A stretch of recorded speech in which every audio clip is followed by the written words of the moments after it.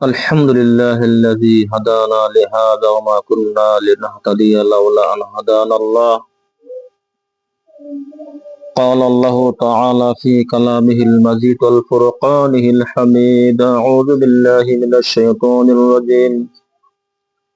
بسم الله الرحمن الرحيم. الله لا إله إلا هو الحي القيوم لا تأخذه سنة ولا نوم إلى آخر آية. وقال النبي صلى الله عليه وسلم: إن الدنيا خلقت لكم وإنكم خلقتم للآخرة أو كما قال عليه الصلاة والسلام. সমস্ত তারিফ ও প্রশংসা সেই মহান আল্লাহ পাকের জন্য, যিনি আমাদেরকে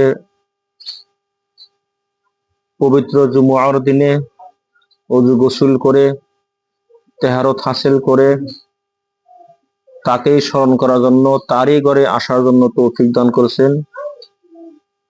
সেই মহান আল্লাহ পাকের শানে সবাই কৃতজ্ঞতা প্রকাশ করি আলহামদুলিল্লাহ। মানবতার মুক্তির দূত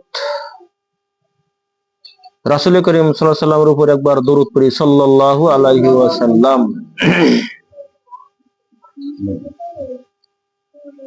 আল্লাহ রাব্বুল আলামিন বিশাল কায়নাত সৃষ্টি করে আমাদেরকে দেখিয়ে দিতে চান যে আমি কে। আল্লাহ বলতেছেন, আমি কে, আমার তামাম সৃষ্টি দেখে আমাকে তোমরা চিনতে পারো কিনা। আমার কুদরতের নিশান অনেক দিয়েছি তোমাদেরকে, এবং ওয়াফি আনফুসিকুম আফালা তুবসিরুন, তোমাদের মধ্যেও আমি আমার কুদরতের নিশানা রেখে দিয়েছি। কোরআনুল কারীমের মধ্যে থেকে একটা আয়াত আমি তেলাওয়াত করেছি। সে আয়াতটির নাম হয়েছে আয়াতুল কুরসি। আমরা অনেক সময় শুনে থাকি আয়াতুল কুরসি। আয়াতুল কুরসি কি? তা আমরা ভাবি আয়াত মানে নিশানা, আয়াত মানে ঘোষণা, আয়াত মানে চিহ্ন, আয়াত মানে আলামত। আমরা কথায় কথায় বলেছি কিসের আলামত, কিসের চিহ্ন, কিসের দাগ পড়লো, একটা চিহ্ন কথা আমরা বলি আলামত, আয়াত। কুরসি মানে আমরা মনে করি এটা হলো চেয়ার। কুরসি মানে চেয়ার। আমাদের মধ্যে হতে অনেক মানুষ, না জানা মানুষও কুরসি কয়। এটা একটা আরবি ভাষা,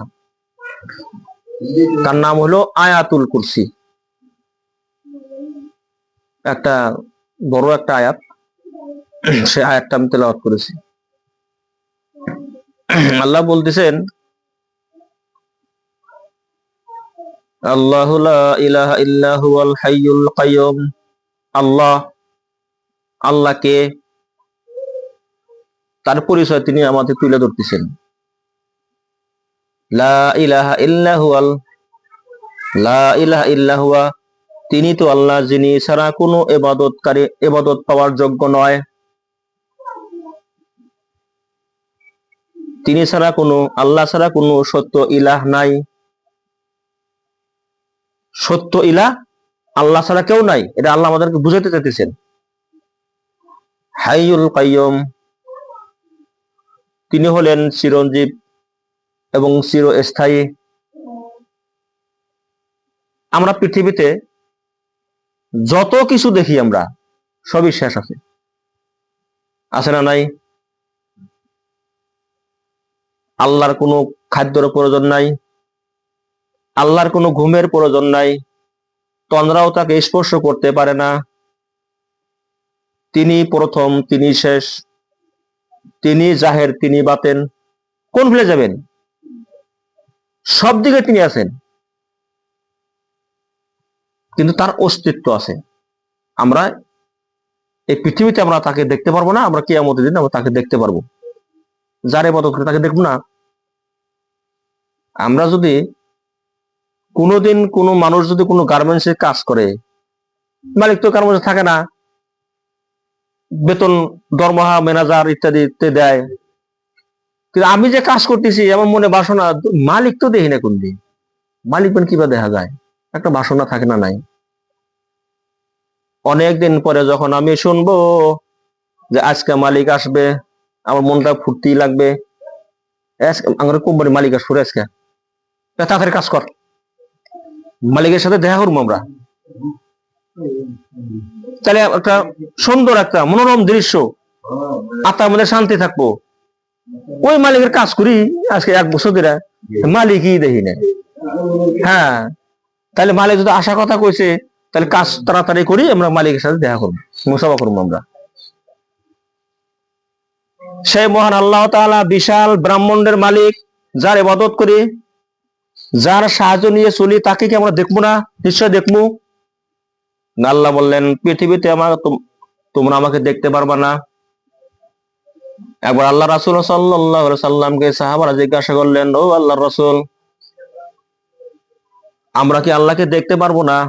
রাসূল বললেন, অবশ্যই দেখতে পারবা, কারণ অস্তিত্ববিহীন কোন রবের আমরা ইবাদত করি না। আমার আল্লাহ আছেন, কিয়ামতের দিন অবশ্যই তোমরা দেখবে। তোমাদের কি পূর্ণিমার রাত্রে চাঁদ দেখতে কোনো অসুবিধা হয়?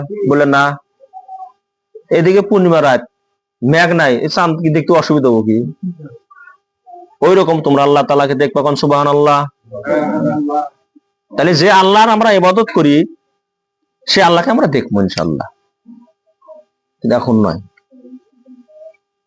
কারণ একবার মুসা আলাইহিস সালাম আল্লাহকে দেখতে চেয়েছিলেন, একটু ই করছিল আর কি, মানে উনি তো মুসা ঠেড়া করছে না, কাজটা তার ওই রকমই ছিল। আল্লাহ কয় যে দেখা পারবা না, মুসা দেখবই, কি আছে আছে। যার ইবাদত করে, যার সাথে কথা কই দেখি না, তাকে দেখবো, তো খুশির বিষয় এটা। মুসা আলাইহিস সালাম খুশি, আল্লাহ বলতেছেন সাবধান, খেলা আমার আর তোমার মধ্যে হবে, কিন্তু আমাকে দেখবা তুমি? বলে হ্যাঁ দেখবো, ছাড়েই না। শেষ পর্যন্ত আল্লাহ তাআলা তাকে সময় দিলেন, অমুক দিন অমুক সময় তুমি তুর পাহাড়ের দিকে আসো।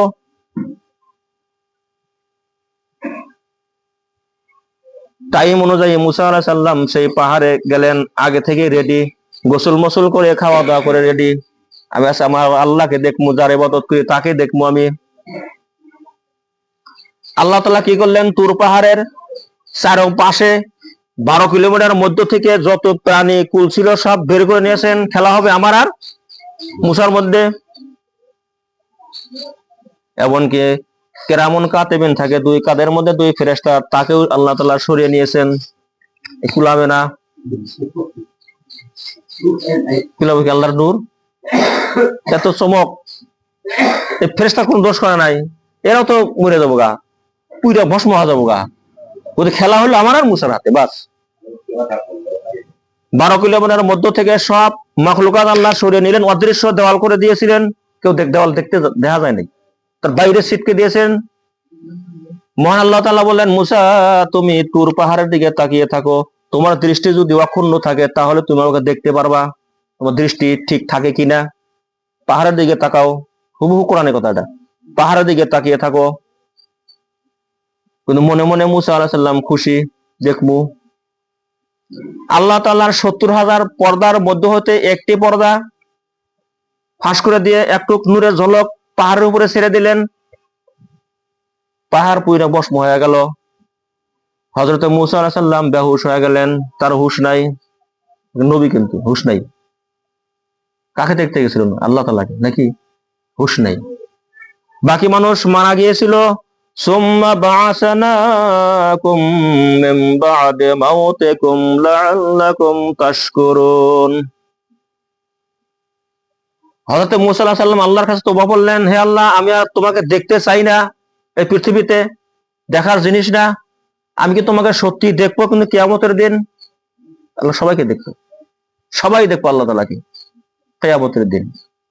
গতিকে লা তুদরিকুহুল আবসার ওয়া হুয়া ইদরিকুহুল আবসার, দৃষ্টি তাকে আয়ত্ত করতে পারে না, তিনি দৃষ্টিকে আয়ত্ত করেন।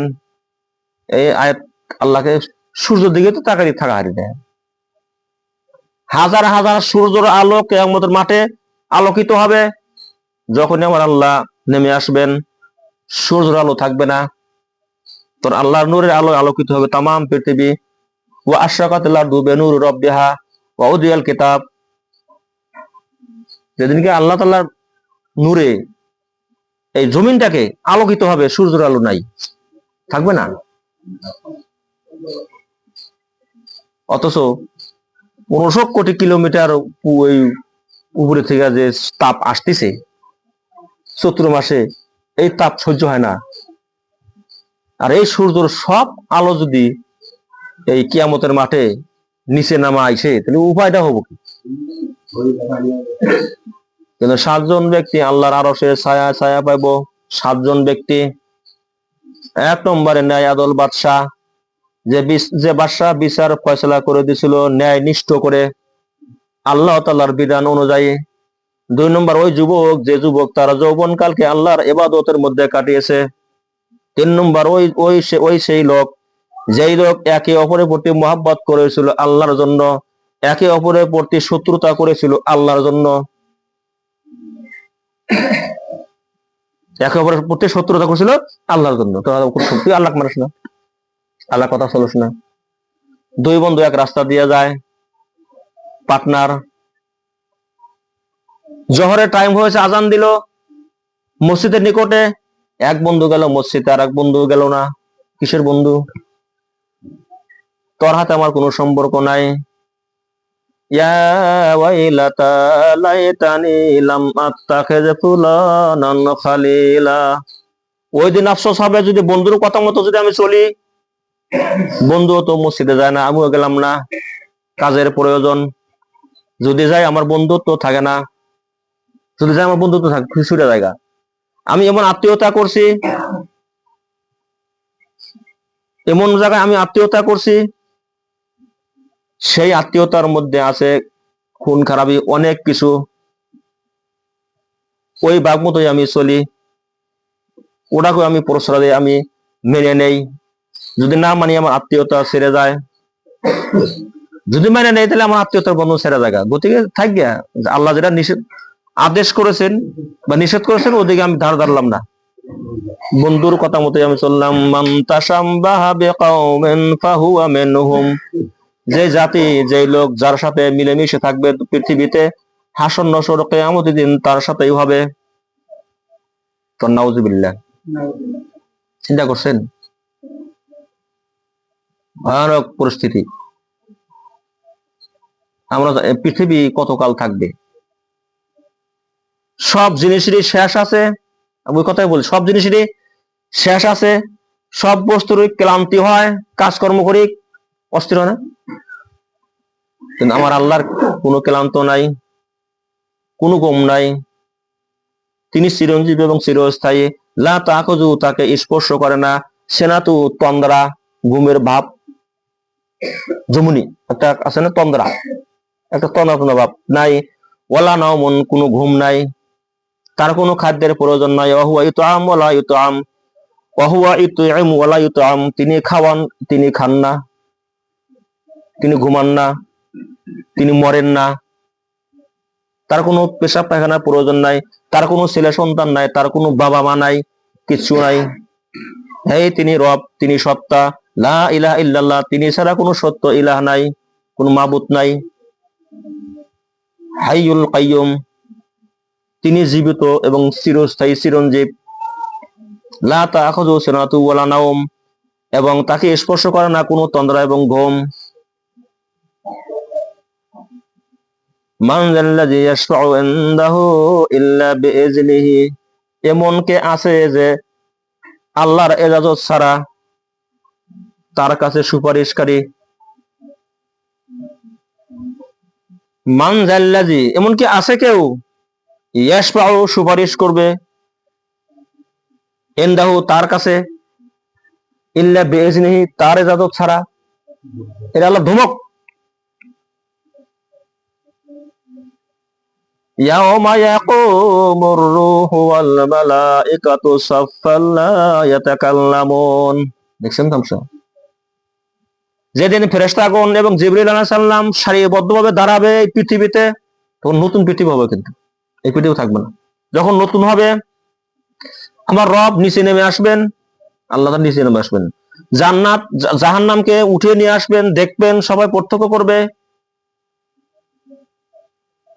ওয়া তুহিব্বুনাল মালা হুব্বান জামবান, কখনো নয় তোমরা তোমাদের সম্পদকে অতিশয় ভালোবেসে থাকো, কখনো নয়।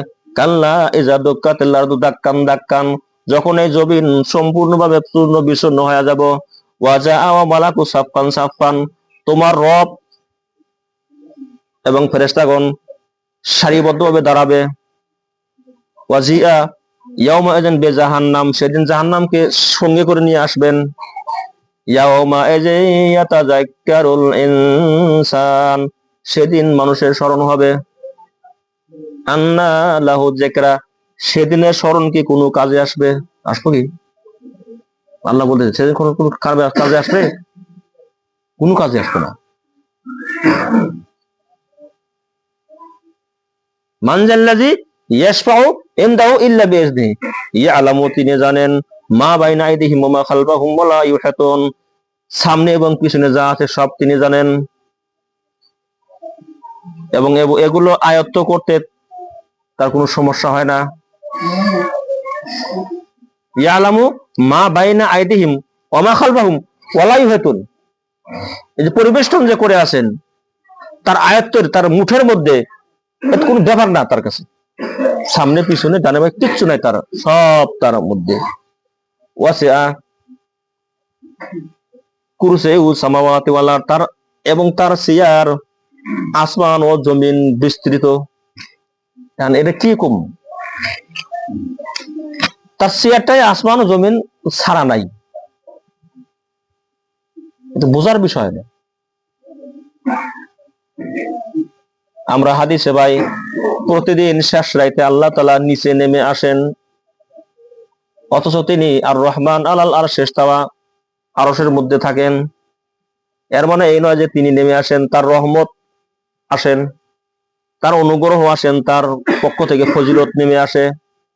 আমার অমুক বান্দা নির্জনে আমার কাছে গুনাহের জন্য কান্নাকাটি করে, এটা আমি জানি, কেউ জানে না। ফেরেশতারা বলে, ফেরেশতারা অমুক বান্দা কি করে, আল্লাহ জানে, তাও জিজ্ঞাসা করে যে তোমার প্রতি, গুনাহের প্রতি অনুতপ্ত হয়া তোমার কাছে মাগফিরাতের কামনা করে। আল্লাহ বলেন, তোমরা ফেরেশতারা সাক্ষী থাকো, আমি অমুক অমুক বান্দার জীবনের সব গুনাহ আমি মাফ করে দিলাম। কোন সুবহানাল্লাহ। আল্লাহ জানে, তাও জিজ্ঞাসা করে। কেন জিজ্ঞাসা করে? এটা আল্লাহর কাজ। ওয়াহুয়া মাআকুম আইনামা কুনতুম, তো জেনে থাকো আল্লাহ সাথে আছেন। কিছু কিছু বিষয়ের ব্যাখ্যা নাই, এর থেকে বেশি জানতে চাওয়া কুফরি। এই আল্লাহ আরশে আজিম আছেন, আল্লাহ বলতেছেন তোমরা জেনে থাকো আমি আছি, তোমাদের হাতে আছি, তোমার তিনজন থাকলে চতুর্থ জন হিসেবে আমি আছি, এতটুকুই বিশ্বাস করে থাকেন। কিভাবে আছেন এই সমস্ত কথা নাই, এ পর্যন্ত সীমাবদ্ধ। গতিকে আইয়ুব আনসারী রাদিয়াল্লাহু তাআলা আনহুকে জিজ্ঞাসা করা হয়েছিল, আল্লাহ রাসূল জিজ্ঞাসা করছিল যে কোরআনের মধ্যে এমন একটা সূরার কথা কি জানো যার বিশেষ তাৎপর্য, ফজিলত পরিপূর্ণ?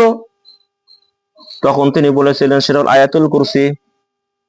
যদি সে একটা লোক আল্লাহর হুকুম আহকাম মেনে চলে, সকাল সন্ধ্যা যদি ফরজ নামাজের পরে তেলাওয়াত করে, মৃত্যু ছাড়া জান্নাতে যাওয়ার কোনো তার বাধা খোলা নাই, মানে কোনো বাধা নাই। কারণ সুবহানাল্লাহ, মৃত্যু ছিল শুধু বাধা। একটা লোক যদি প্রতিদিন রাত্রে এশার নামাজের পরে আয়াতুল কুরসি পড়ে বুকে ফুঁক দিয়ে ঘুম পারে, সারা রাত তাকে কোনো শয়তান তাকে অনিষ্ট করতে পারে না, এবং চোরেও চুরি করতে পারে না। কোন সুবহানাল্লাহ। চোরও চুরি করানো, এটা একটা ঘটনা আছে একটা। তো যাই হোক, কোরআনের এক একটা আয়াত, এক একটা ওয়ার্ডের ব্যাখ্যা মেলা অনেক। ওই জন্য একটা কোরআন, যেরকম একটা মোটা একটা কোরআন, তামাম জগতের খবর। কেয়ামত আইসা যাব, তাও শেষ হব না। তাও কথা আল্লাহর, যে আল্লাহ পাক আমাদেরকে দিন বোঝা, দিনের উপরে চলার তৌফিক দান করুক। ওমা আলাইনা ইল্লাল বালাগ।